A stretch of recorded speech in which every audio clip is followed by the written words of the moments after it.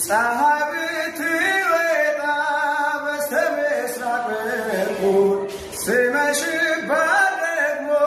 በስተምዕራብ በኩል ማንም አይገረምም በእነዚህ ድርጊቷ ወግና ስራቷ ነው ከጥንት ፍጥረቷ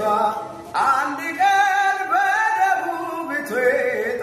በድንገት ሲመሽባት ደግሞ ሰሜንን ብትበት ያን እንግዳ ነገር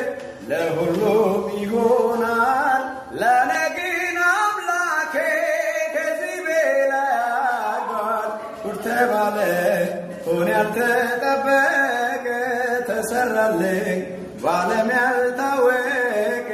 እሱም ነው የመዳኔ ነገር ከሞቴ መትረፌ አያልቅም ብነገር